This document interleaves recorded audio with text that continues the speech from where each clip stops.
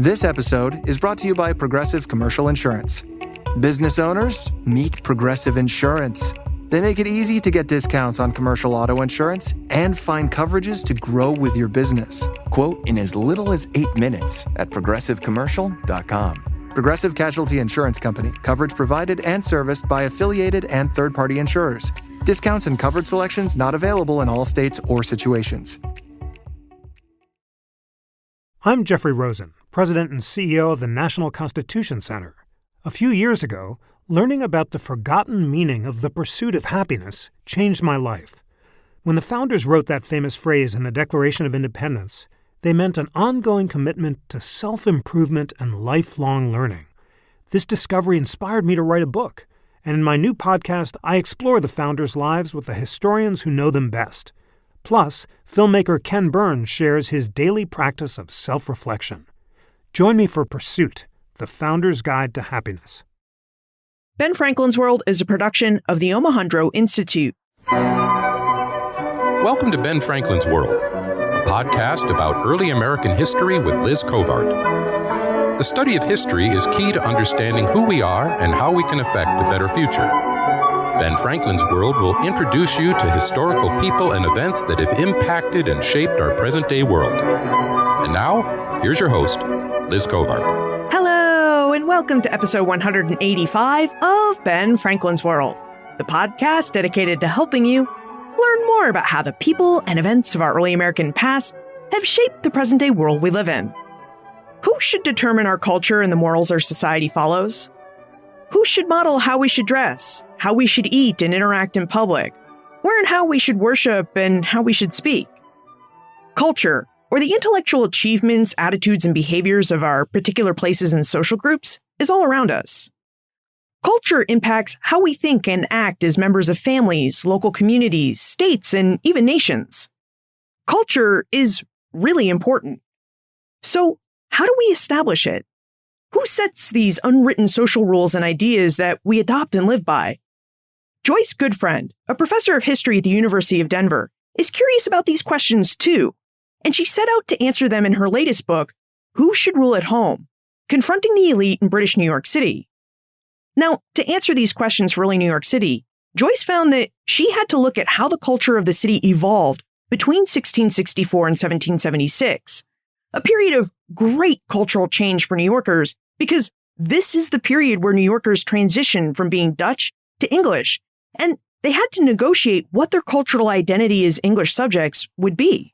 So, as Joyce takes us through the establishment and development of English culture in early New York City, she reveals information about the Dutch colony of New Netherland and how the English obtained possession of it, details about New York City's transition from being a culturally Dutch city to being a culturally English city, and the different ways New Yorkers resisted and negotiated the assumed cultural and moral authority of the elites around them, as elites often tried to dictate the culture and morals early New Yorkers should adopt. But first, I've received a bunch of requests to hold meetups in places I haven't yet been able to visit. I'm excited you want to meet and meet up, as I really do enjoy getting to know more about you and your interests. So I wanted to share why I've held meetups in the cities I've held them in, and how we could possibly hold a meetup closer to you. The meetup schedule is determined purely by my conference and speaking schedule. These days, colleges, universities, companies, and other organizations hire me to lead workshops and to speak to their students, employees, members, and local communities about history, podcasting, and my rather unique career path. And I organize meetups based on the speaking schedule. So, if you would like to come hear me speak or organize a meetup closer to you, ask your company or any of the organizations you belong to have me out for a custom talk about history and leadership, or to give a workshop on podcasting. Or contact the history department at your local college or university and ask them to bring me out for a talk. And if I can make the dates and events work, I will come out to see you and meet you in person. All right, are you ready to explore the culture of early New York City and how it developed? Let's go meet our expert guide. With tidings and wisdom to share about our early American past, here is this week's special guest. Our guest is a professor of history at the University of Denver. She's interested in the history of early American immigrant and ethnic groups, Urban Religious Pluralism, and New England in Historical Memory. She's the author of 2 books, including Before the Melting Pot, Society and Culture in Colonial New York City, 1664 to 1730, and, most recently, Who Should Rule at Home? Confronting the Elite in British New York City. Welcome to Ben Franklin's World, Joyce Goodfriend. Thanks, Liz. It's a pleasure to talk to you. Well, I'm really excited about today's conversation because Joyce's book, Who Should Rule at Home, offers us the opportunity to explore how the culture and society in New York City formed between 1664 and the American Revolution. Now, colonial New York City is a very interesting place because, unlike the other English colonies on the North American mainland, New York, along with parts of New Jersey and Pennsylvania, started as a Dutch colony called New Netherland. Joyce, I wonder if we could start our conversation with a brief overview of New Netherland. Would you tell us about New Netherland and the culture and demography that developed in this colony? New Netherland was actually the possession of a Dutch trading company called the Dutch West India Company, and its settlement was essentially controlled through that company. And the population was heterogeneous from the beginning, largely because not that many Dutch people wanted to leave the Netherlands in the early 17th century because this was the so-called golden age of the Netherlands. And so there wasn't a lot of pressure to leave. So other peoples were welcomed, including English, French, Germans. And then, of course, the Dutch institute a very early version of African slavery. And so some of the inhabitants of New Netherland turn out to be of African origins. The primary institution, I would say, other than the government and sort of the military component of the government, was the Dutch Reformed Church. And I would say that even though there was a diverse population, most people were comfortable enough living under what I call a Dutch cultural umbrella. So what we have is a commercially oriented colony under the governance of a trading company with essentially one church, what we call the Dutch Reformed Church, which was under the governance of an ecclesiastical body in Amsterdam called the Amsterdam Classis. I suppose I should also add that there were, in fact, adherents of other religions present in New Netherland, and particularly in New Amsterdam, which I write about, Lutherans, Quakers, and Jews. And there was a very determined Director General of New Netherland named Petrus Stuyvesant. We know him as Peter Stuyvesant.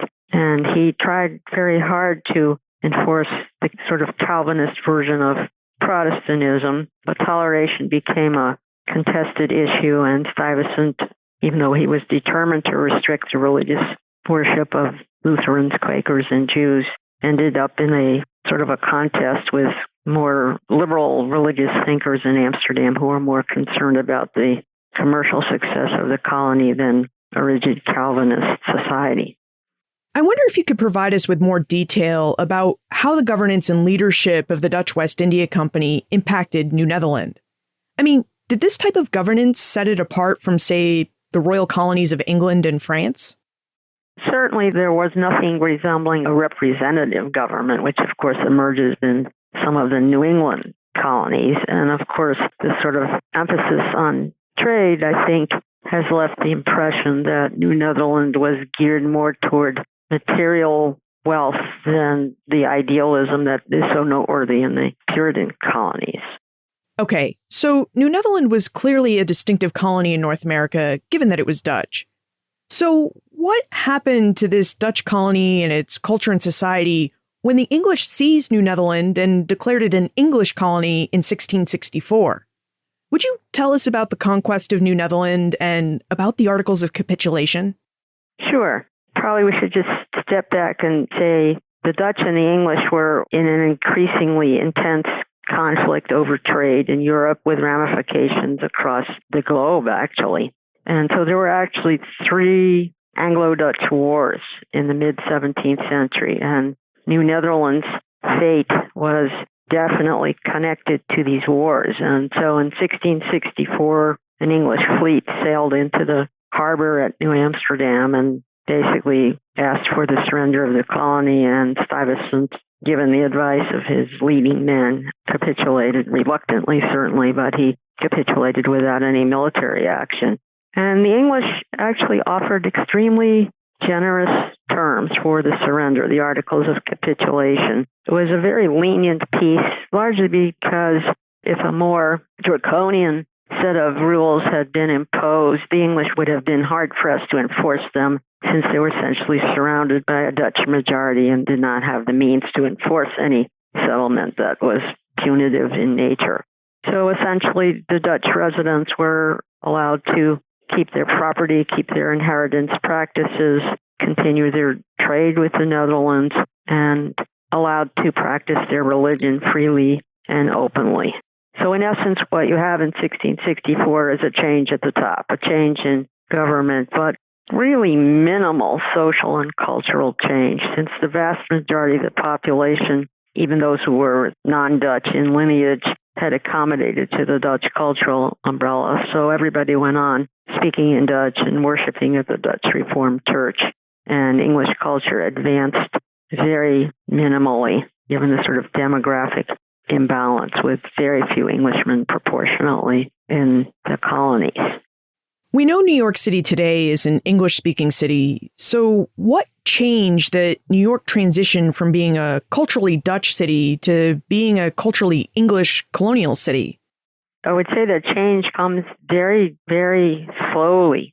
The advance of English culture and values was slow and didn't penetrate deeply into the social structure. The small number of residents who essentially thought they saw the handwriting on the wall were the wealthy merchants. So they saw opportunity in accommodating the English elite and essentially joining them. And so they're the ones who are first to start learning English, but not all of them love it. We have some interesting examples of resistance to English culture. And most residents of New Netherland, particularly those outside of what becomes New York City, the former New Amsterdam, just go on in their traditional ways. They're essentially unmoved by this change at the top. Remember, communications at this point are very primitive in the sense of being able to reach into the families in the rural areas. They essentially persist in their old ways. So some developments that come later, I think, are more significant in terms of linguistic change. I remember when I first started digging into the history of New Netherland, so many books said that the English took over New York in 1664, and then it just became an English colony. What most books don't tell us is that the colony actually experienced a second brief period as a Dutch colony after 1664. So Joyce, would you tell us about the Dutch reconquest of New Netherland in 1673? This is one of the little-known facts of New York City history. I suspect the vast majority of New Yorkers today don't know this. But actually, again, in the context of the three Anglo-Dutch wars in the middle of the 17th century, a Dutch fleet rather opportunistically recaptures New Netherland in 1673. It's not sort of a planned strategy. They just find that they're there and they can do it. The Dutch keep control of the colony for about a year, and then they cede it back to the English in a peace treaty, which is made in Europe in 1674. So what the fate of New Netherland, then New York, then back to what's called New Orange, is controlled really by developments and diplomats in Europe. So a New English regime takes over in 1674 and is a little harsher in its treatment of Dutch leading men and forcing them to proclaim their loyalty to the New English rulers. But the dilemma of the English is still pretty much the same in that they are greatly, greatly outnumbered in terms of the demography, certainly in the rural areas, but also very much so in New York City. So again, governance has changed. A little more is done to change laws to conform to English models, but there is not too much change in society and culture even after 1674. Joyce has mentioned that New York's cultural transition from Dutch to English was not easy, and that it was even a bit contentious at times. And I want us to explore this transition in some detail. But I do think there are two more events that we need to investigate so that we can properly set up the tension that existed between New York City's Dutch and English inhabitants. Okay, so the years between 1664 and 1691 proved to be particularly tumultuous in the history of New York. I mean, not only did the colony change imperial hands 3 times, but in 1689, the Glorious Revolution reached New York and sparked Leisler's Rebellion. Joyce, would you tell us about the Glorious Revolution and Leisler's Rebellion and the connection that existed between these two events? So the context is a good deal of governmental instability already evident in New York. And accompanying that, I would emphasize cultural uncertainty. In other words, English and Dutch are learning how to coexist on the fly, really. They're just figuring it out and not really having a source of cultural authority that's consistent and that's able to enforce a certain set of values. So the turmoil created by the governmental turnovers that we've talked about intensifies as certain things happen in England with respect to the monarchy.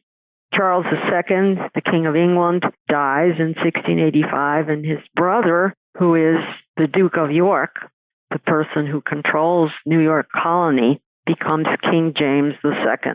And the problem with that, from the point of view of lots of people in England and lots of people in the colonies, is that James II is a self-declared Catholic, and New Netherland had been a very Protestant society, and England presumably was a Protestant society. And so there is an uproar in England, which comes to be known as the Glorious Revolution, in which governmental leaders, political leaders in England, engineer James's removal from the throne in 1688 and his replacement by William and Mary, people we know well from the name of the college in Virginia today. But this was essentially William of Orange, a Dutch ruler, and Mary, his wife, who was the daughter of James II. So they replaced James II, become the Protestant rulers of England in 1689. And while this is going on, this is a period of great instability and uncertainty transatlantically and in other colonies besides New York. The crisis resonates in New York and spurs, I would call it, a popular anti-Catholic movement led by a merchant named Jacob Leisler, who had roots back to New Netherland, although way back when his roots were in a German state. He was a well-known merchant, and he had a pretty successful career, but he was a rigid Calvinist, and he saw the threat posed by James II, whose wife had recently had a son who was destined to be another Catholic ruler of England. He saw that as just catastrophic for good Protestants in New Netherland, and actually he would have been very happy with restoring New York to Dutch governance. That didn't happen. But while he's in power, and this is the phenomenon known as Leisler's Rebellion, he forcibly removed the English officials who were seen as Catholic sympathizers and their supporters among the colonial elite. And then the tide turns when a new Protestant English governor arrives in 1691, and Jacob Leisler and his comrade Jacob Milborne are publicly executed to the great dismay of many people we would call commoners, regular, ordinary people, most of them Dutch, but not entirely Dutch. So this is a critical event in the colony's history and in New York City's history that really sort of the capstone to the instability and lack of cultural direction of the previous 25 years. We've now explored several different events in the history of early New York City. The transfer of power in the colony from Dutch to English a couple of times, the Glorious Revolution, and Leisler's Rebellion. And now it seems like we should ask, Joyce, what did these events mean in a cumulative sense for the culture of New York City's inhabitants? I mean, how did these events impact the tensions that existed between New York City's Dutch and English inhabitants? In the short term, there was a lot of animus on the part of the supporters of Leisler, and New York's politics for a couple of decades remained in this sort of binary opposition between pro and anti-Leislerians. But by the second decade of the 18th century, things calmed down and these sort of animosities generated by Leisler's Rebellion fade away. And the main problem in New York after 1691 is the issue of cultural authority, which is sort of the centerpiece of my book. The English are now firmly in control of New York's government. There are no governmental changes up until, or actually through the Revolution, because the English actually occupy New York City during the American Revolution. So it's not really until 1783 that we see any major governmental change after 1691. So that's important because you do have governmental stability finally established. It takes a long, long time. But again, that does not mean that English values prevail. Certainly not in the rural areas of the colony, which are still almost all majority Dutch, except for a few pockets. And in New York City, which has a heterogeneous population.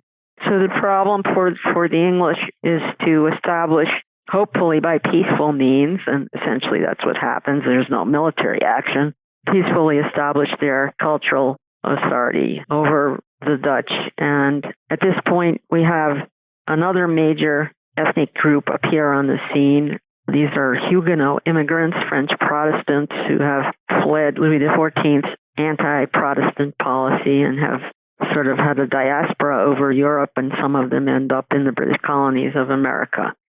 So we have I would call a multi-pronged cultural effort or cultural initiative on the part of the English to persuade or incentivize, to use a modern term, the acceptance of English values. So I would say there's sort of three prongs to the multi-pronged cultural initiative. One is finally to build and to legally establish a branch of the Church of England in New York City. And this is, of course, the Anglican Church, and the actual church is called Trinity Church, which still exists today. The second is to allow the English Missionary Organization, the Society for the Propagation of the Gospel in Foreign Parts, usually known as the SBG, to initiate educational work in New York City and obviously in some of the rural areas as well.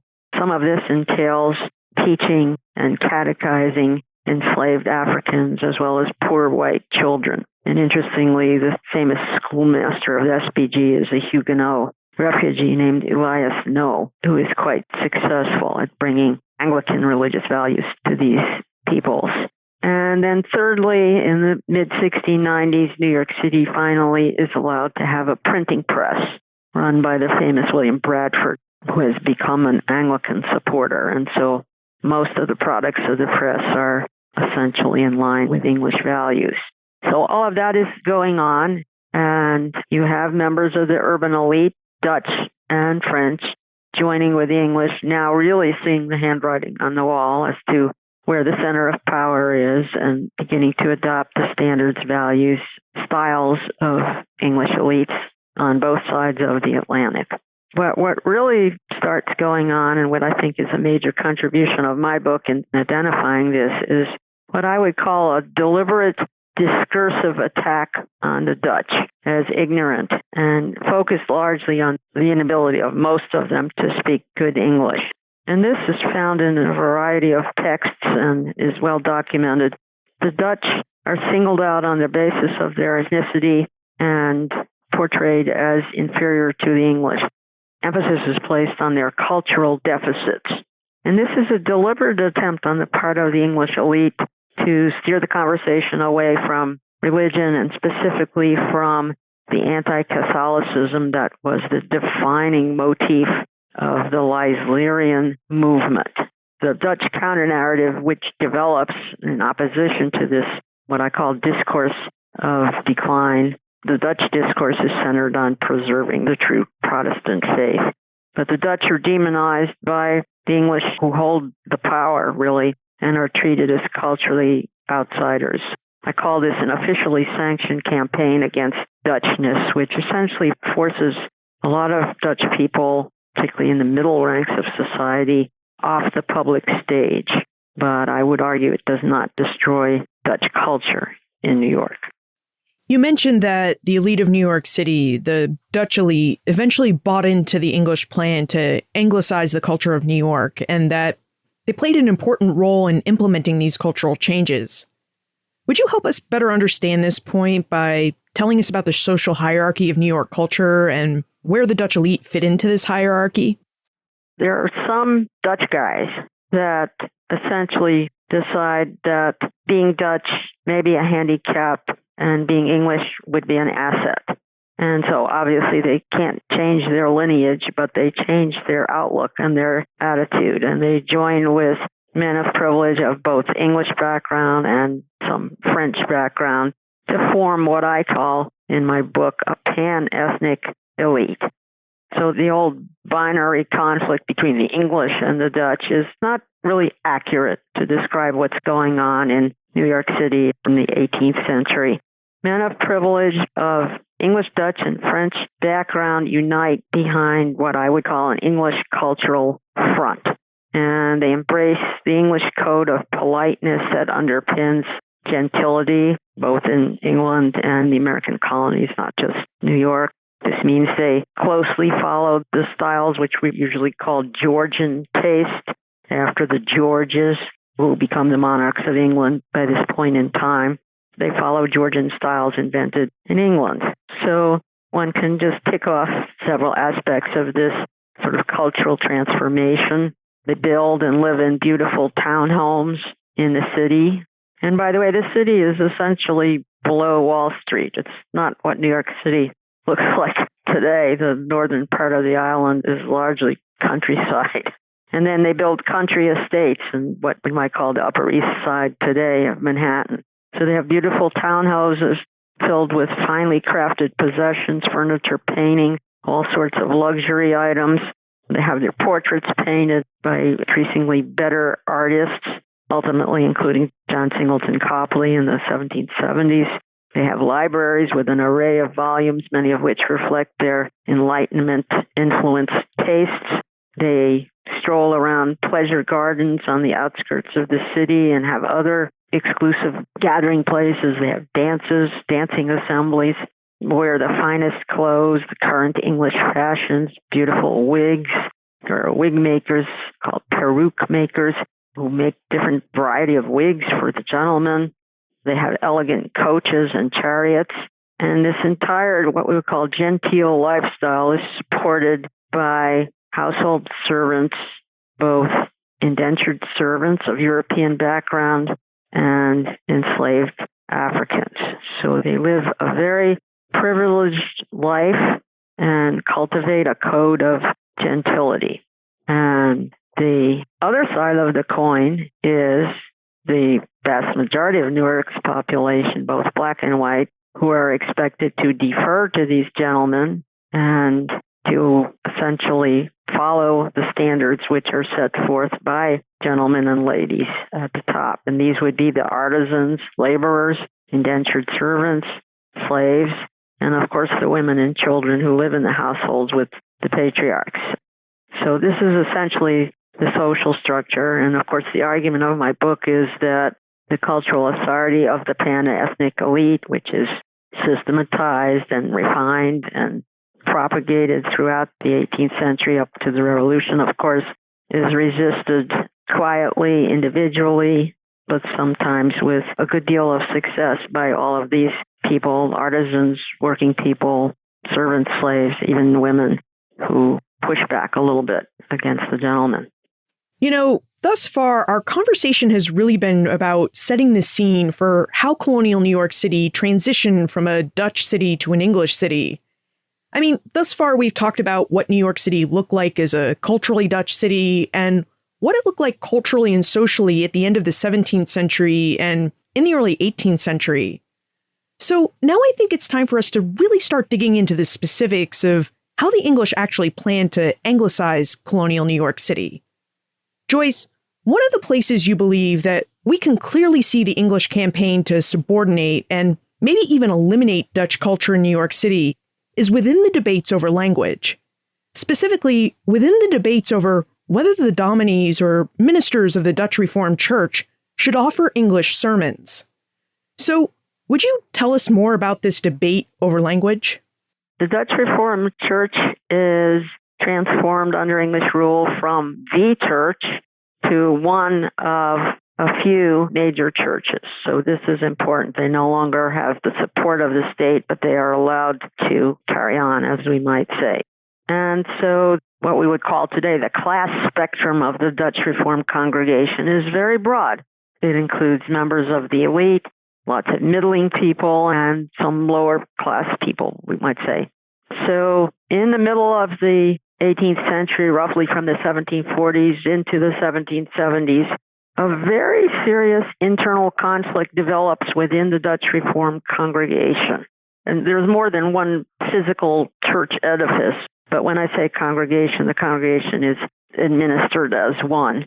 The Dutch gentlemen, these are members of the city's elite, Dutch gentlemen within the Dutch Reformed Church begin to agitate as early actually as the 1730s, but more definitively in the 1740s, for bringing one English language preacher to New York City. And their argument is that their children, the so-called younger generation, is no longer fluent in Dutch, and this has to do with the language change, certainly at the upper levels of society. And to maintain their allegiance to the Dutch Reformed Church, it seems very reasonable to call one minister, and ministers are called dominies in the Dutch Reformed Church, to give sermons and conduct services in English. Surprisingly, at least to us today, because it sounds like a non-issue, obviously there's a need for communication to be understood, there's actually a very spirited opposition to what we can call this elite initiative to bring an English language preacher. A faction composed mostly of artisans and laborers and their wives believe very strongly that their faith can only be expressed, articulated, communicated in the Dutch language. They make a connection, which is a connection made by other traditional groups that don't rock the boat. We've always been hearing our sermons in Dutch. We need to continue doing that. And so for several decades, there was a back and forth because these people, many of them are actual communicants, full church members, do have a voice in church governance. Certainly not the majority voice, but they do count. And eventually takes a long time, until the mid-1760s, this faction, the opposition faction, the Dutch language faction, is defeated. And a man named Archibald Laidley, who actually turned out to be a Scotsman who had preached for a while in the Netherlands, was called to be New York City's first English-speaking minister. And he arrives to great audience. His inaugural sermon is in English in 1764, and he receives widespread praise. But keep in mind, there were two other Dutch ministers at this time in the city, and they continue preaching in Dutch. So it's not as if the Dutch language is overnight superseded by Archibald English preaching. Archibald Laidley is very successful, and within a few years, another English-speaking minister, John Henry Livingston, is called, and a new church building, the North Church, is built to accommodate English language worship. But the Dutch faction really doesn't give up. In a number of ways, they push back, and one of the ways I would like to briefly mention is that they keep reading Dutch books. This is a surprising discovery in my research that well into the 18th century, as late as the 1760s, New York's printers are printing Dutch books, and New York's merchants and booksellers are importing Dutch titles from the Netherlands. So the sort of maintenance of the Dutch language by ordinary people, the elite, of course, has given up on the Dutch language, but some printers are even putting Dutch language items in their newspapers, including the famous John Peter Zenger, who actually is of German heritage, but was a member of the Dutch Reformed Church, and another Dutch language preacher, Henricus de Forest. You will find lots of Dutch books, mostly on religious subjects, but also some Dutch almanacs. And this is sort of the bedrock of the oppositional Dutch culture. These people in the church are reading Dutch books, praying in Dutch, and loving the Dutch language preachers. So by the eve of the Revolution, you find 4 Dutch ministers in New York City, 2 who preach in English and 2 who preach in Dutch. Now, in addition to the debate over Dutch or English sermons, which took place within the Dutch Reformed Church, people also experience similar cultural debates and changes inside their own homes. And after a brief conversation about our listener survey, we're going to explore some of these domestic debates and changes. The Omohundro Institute and I are still running our listener survey, and we're hoping we can convince you to spare us just a few minutes of your time to share your feedback with us. The OI and I have put together the survey because we want to get to know more about you and hear what you think about the show. Because after all, Ben Franklin's World exists for you. The OI and I want you to enjoy discovering more about early American history each and every week, and doing that in the most enjoyable, effective, and sustainable way possible is our number one priority. That's why I'm asking you for a big favor. Can you please spare me just a few minutes of your time to complete our online survey? It really doesn't take more than just a few minutes to complete. Just visit benfranklinsworld.com/survey and share your thoughts with us. Please note that your participation will really help us keep the show fresh and available for download every Tuesday. Plus, everyone who completes the survey will be entered into a drawing for signed copies of some really great books about early American history. Again, our survey is available at benfranklinsworld.com/survey. Thank you so much for your help with this. I really look forward to hearing from you. Joyce, earlier you described for us what elite households in New York City look like in terms of their furnishings and construction. But how are these households structured? And how are the households of non-elite New Yorkers structured? Would you tell us about how families were structured and how these structures experience cultural change too? Here's where New York really doesn't deviate that much from other early American colonies. There's a patriarchal model of family life, sort of legitimized in English common law, and males are the heads of households, and everybody else in the household, including wives, children, servants, and slaves, are expected to follow the dictates of the patriarch. But under certain circumstances, and this varied, patriarchs do prove vulnerable to the efforts made by their dependents to challenge their authority. So, for example, we find wives who are feeling that the edict to behave submissively given out by husbands who often turn out to be abusive or indifferent or just cold can be resisted. By the way, the husbands do have, within certain bounds, the power to enforce their rules by beating their wives. And so there are episodes of wife beating in New York, as there are in other colonies. But anyway, a small minority of wives, mostly in middling families, not in the elite, and we just don't really know about people really at the bottom of the social scale. But quite a few middling wives actually leave their husbands. They run away out of either desperation or possibly desire to be with another man. Historians call this self-divorce because divorce is almost a legal impossibility at this point in time. And you'd say, well, how could we possibly know about this phenomenon? We know about it because their husbands often put advertisements in the local newspapers announcing that they would no longer be responsible for their wives' bed and board. And once in a blue moon, we find some evidence from the wives' side which show that they don't just roll over and play dead and remain passive, that they do figure out ways to resist the authority of males at the head of the household. So, in what ways do you think that these wives' resistance to their husband's patriarchal authority was influenced by the greater cultural conflict that took place in New York City during the 18th century? I wouldn't say any tension between English and Dutch. I wouldn't say it certainly was significant. I mean, it might have been important in a few cases. I would say maybe more likely that some tension might arise. I mean, other than tensions over personality or things like that. I would say that one of the ways in which wives become more independent, not necessarily to the extent of running away, but become more independent, is through religion. It's important just to note briefly that a very famous and charismatic evangelical preacher named George Whitefield came to New York starting in 1739, and I think his last visit was in the early 1770s. Preaching the new birth. He was a very effective evangelical preacher who had a major impact in other parts of the colonies. In New York, his impact was delayed. So it's not really until he comes in 1764 that we can say that New York, contrary to earlier historical scholarship, at least what I've read, I think we need to recognize him as spurring what we can call a religious revival in the city. The city at this time is only about 22,000 people. It's not huge by any means, but in his wake, New York adds to the number of congregations, and by 1771, there are 18 different congregations in New York.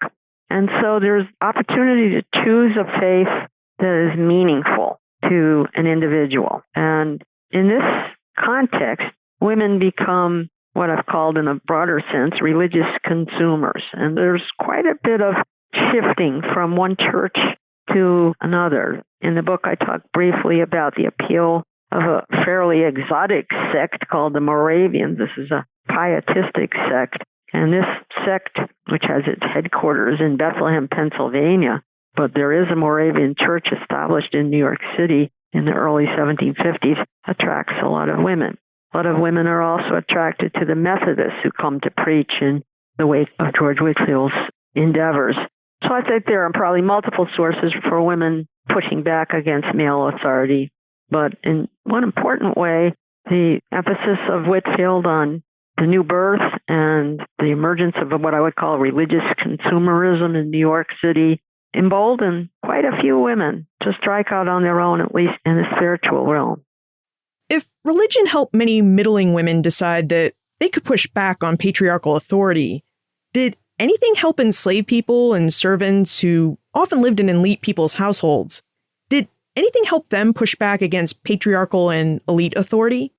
We find parallel phenomena in the case of both servants and slaves. Indentured servants were men and women who came mostly from England, Wales, Scotland, and Ireland, and probably from the German states as well. They were under what we would call temporary labor contracts. You almost always single people in their teens and 20s. They push back rather frequently. Some of them run away. Some of them challenge the power, the authority of their masters in court cases. So there's quite a bit of evidence of pushback from servants. But the more interesting case is the ways in which enslaved men and women who lived in the households of not just elite New Yorkers, but many middling New Yorkers as well, had the financial ability to buy human beings, to buy enslaved men and women. And these people really struggled to resist. Now, New York is known as the site of some quite famous episodes of mass resistance, collective resistance, the 1712 slave rebellion and the 1741 alleged slave conspiracy, and those have been written about to a great extent already. So I don't focus on those. I actually focus on the rather mundane, everyday ways in which enslaved people push toward a degree of autonomy or independence. There's a case of an enslaved female worker named Belinda who lived in the household of a very well-to-do merchant named John Watts. And she was his cook. And apparently from the documents, and we have his letter book, so we have a lot of documentation, she was a fabulous cook. He valued her very, very highly. But she started to do what we might call a form of magic, to what he called trifle with charms. And this was interpreted by him as a violation of the English cultural norms that he insisted on enforcing in his household. So he reluctantly sold her, essentially kicked her out of his household, even though he loved her meals. But from her point of view, she's an interesting person to think about, because even living in a very hierarchically structured household and with a very privileged family, she was able to carve out some time and presumably a little place to engage in her traditional religious rituals. The rest of the Watts family were devout Anglicans. She could not accept that, apparently, and Mr. Watts could not tolerate her deviance. But this is an interesting case study of a woman who essentially stuck to her guns and suffered as a result of it. There were extreme measures that enslaved people took to resist domination by their masters. These include running away, which is, of course, very familiar, and very sadly, infanticide, killing babies, not bringing them into a world of slavery, even some cases of suicide. But I think the measures that I would emphasize are the deliberate steps that enslaved people took to carve out mental space, to separate themselves from their everyday roles, to reinvent kinship networks since they were essentially prevented from legally marrying. They created families that were not recognized necessarily by the law, but meant a great deal to them. And then, of course, they tapped into what I would call the liberating potential of Christianity, probably the best example, but not the only one, being the Methodists who arrive and welcome them into their meetings. From our conversation, it really seems like early New York City was a place dealing with a lot of different resistance. First, there was the cultural and political resistance of the Dutch to the English. Then there was the resistance to linguistic change in the Dutch Reformed Church. There was resistance to other religions, resistance between the sexes, and the resistance common people used to challenge the cultural and moral authority of the elite. So now I have to wonder, was there any other type of resistance in colonial New York City that we haven't explored and should explore? I think there's probably one more type of resistance that I might mention. This would be the kind of resistance engaged in by people who are really desperate, poor people, people who are living outside the law, either stealing or engaging in prostitution.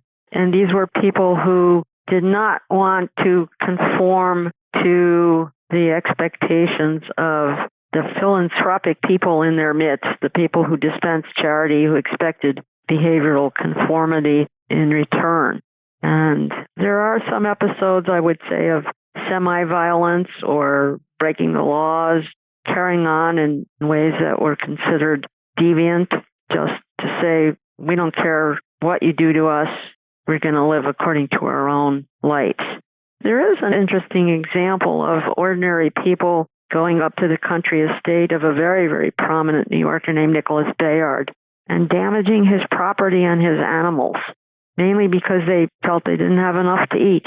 So there is a kind of edginess to the protests of people who are really at the very bottom of the social scale and don't want to behave in a sycophantic way to the dispensers of charity. So they really act out, and they're worth considering as well. So taking the 30,000-foot big picture view of all the records you've looked at in relation to colonial New York City, early New Yorkers, and all the tensions that face this city and people, is there anything about the history of early New York City that can tell us about how New York emerged as the distinctly American city we know it as today?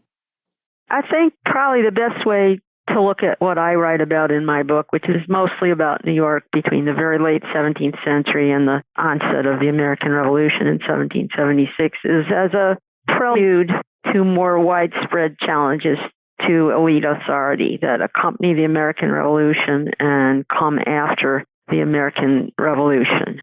There is no organized movement of people in New York in the 18th century, in British New York City, who say, now we're going to stand up for our rights. This is a much more individualized and non-ideological kind of opposition, I would say, to elite cultural authority, which results in multiple contests, each of which on their own is not that significant or earth-shaking. But taken together, you see a pattern of behavior in which the authority of the elite is challenged and requires members of the elite, and this is almost all white males, requires these gentlemen to think about how to ensure peaceful coexistence with all of the people who depend on them.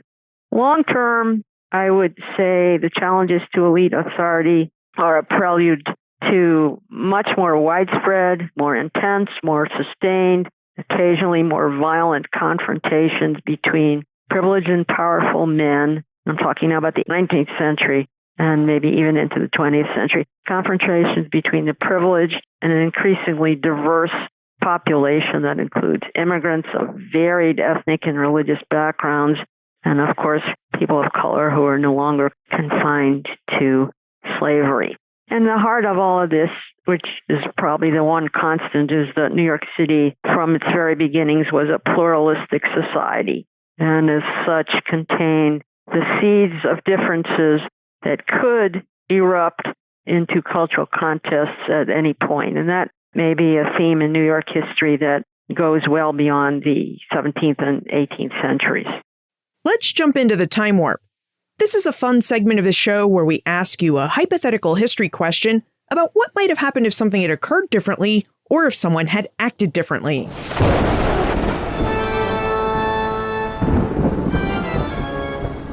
The time warp. Historians can't predict the future, but they can speculate about what might have been. In your opinion, what might have happened to the culture and development of New York City society if the Dutch had held on to New York at the end of that Third Anglo-Dutch War in 1674. Do you think the Dutch would have imposed a cultural campaign to Batavianize or Dutchify the English? And how do you think the city's cultural development would have been different?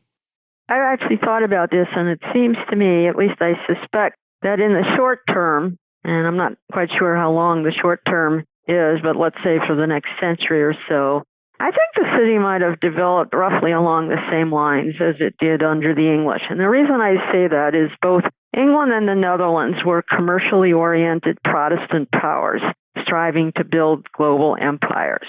So that they were actually quite similar.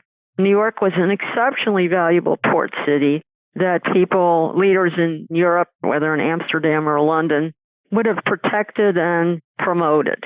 Trade, economic development, I think, would have been prioritized over any efforts to ensure doctrinal purity. And so the religious toleration that does develop in New York City under British rule, I'm sure would have developed under Dutch rule as well. It was already developing in Amsterdam. And I think just the incredible variety of New York and the great wealth would have encouraged great minds to flourish, whether it was a Dutch city or an English city, and of course later an American city. There are, and I have to say this parenthetically, there are people whom I would call, including scholars, whom I would call Dutch apologists, and they seek to make connections between 17th and 18th century New York City and late 20th century and early 21st century, the metropolis of our times. And I think that's foolhardy. This really was a different world. But certainly for the period under which the English held power in New York up through the American Revolution, that century, I think there would have been more similarities between a Dutch ruled city and an English ruled city than dissimilarities. And I'm sure people won't agree with that, but I think that's my opinion. You're a scholar who's best known for their work on the cultural and religious history of New Netherland and early New York City. And I wonder, are you going to continue with this type of research, or is your next project taking you somewhere else? Actually, I'm being a renegade and moving away from New York. I'm currently working on a new project which deals with historical memory, which is a subject I've written about in a couple of essays which are geared to the New York context. But I'm actually researching historical memory in Vermont. So this is totally different from my previous work. So I'm going to give you a very tentative title for my project. I'm sure it will change, but I'm just become increasingly fascinated with the field of historical memory studies and also with a very different sort of rural-oriented society in Vermont. So the working title is Remembering Vermont, The Journey Toward an Inclusive Past. So stay tuned. How can we contact you if we have more questions about early New York City and its culture? Well, you can certainly reach me at my email at joyce.goodfriend@du.edu. That's the University of Denver. If you Google me, you can probably find a lot of stuff that I've done and have been thinking about and working on. So I look forward to anybody who would like to communicate. Joyce Goodfriend, thank you for helping us explore some of the cultural history of early New York City. Oh, you're quite welcome. It's been my pleasure. New York City has always been a pluralistic society. It has always contained the seeds of cultural conflict and differences that could erupt at any point. And we just heard about some of these eruptions in our conversation with Joyce. During the mid to late 17th century, most New Yorkers were not pleased with the English takeover of their colony. They enjoyed speaking Dutch, worshiping in the Dutch Reformed Church, and trading according to Dutch practices. But then, the English came in 1664 and started introducing English culture. Now, at first, the English weren't too pushy with imposing their culture because they had no real way to exert or enforce their cultural and moral authority. The Dutch populace of New York City outnumbered its English residents by a lot. But after 1674, the English launched what Joyce has come to call a deliberate discursive attack against Dutch culture. After losing control of New York between 1673 and 1674, and then witnessing Dutch resistance to English authority during Leisler's Rebellion, the English government and its officers denounced the Dutch as backwards and cultureless, and they launched a three-pronged campaign to institute English values and culture in New York City. First, they established the Church of England to weaken the moral authority and place of the Dutch Reformed Church in New York City society. Then, they allowed the English Society for the Propagation of the Gospel in Foreign Parts to establish schools where poor whites and enslaved people had opportunities to learn about the Anglican faith and the English language and culture. Finally, they established a printing press in the 1690s, which, for a time, only printed English language news and works. With this three-pronged effort, the English created the framework from which they could exert their moral, cultural, and linguistic authority to establish a new culture for New York City. Of course, this effort also created the conditions by which all New Yorkers could resist. They resisted the institution of English sermons in their churches, they resisted the cultural and moral authority of their masters, and they resisted the patriarchal authority of their husbands and fathers. As Joyce noted, there was never a large uprising to resist cultural change, but there were many individual efforts to negotiate the types of culture and social norms that New York City would follow. And this negotiation is something that happens even in our own time.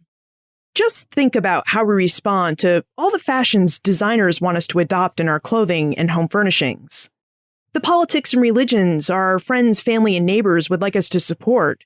And in the ways we communicate with each other, via the language we use and how we use that language, in person, on the phone, or on the different social media networks we've joined or choose to join. Culture is both highly individualistic and local, and yet also all-encompassing and society-wide. Culture informs why we act the way we do, and when we explore it in historical contexts, culture can even tell us who we are and how we came to be who we are. Look for more information about Joyce, her book, Who Should Rule at Home, plus notes for everything we talked about today on the show notes page. benfranklinsworld.com/185. Please help me out by taking my listener survey. All the feedback you provide will help inform the show and its development. You can take the survey on any internet-connected device by visiting benfranklinsworld.com/survey. Finally, in what ways do you think the culture of your community and place has informed your outlook and sense of who you are? Personally, I know my upbringing in New England and the opportunities I've had to live in other parts of the United States has greatly informed my sense of who I am and how I think about things, as has my work and training as a historian. So, has your travel and place of residence impacted your outlook? Let me know. Send me an email, liz@benfranklinsworld.com. Ben Franklin's World is a production of the Omohundro Institute. And remember, never leave till tomorrow that which you can do today.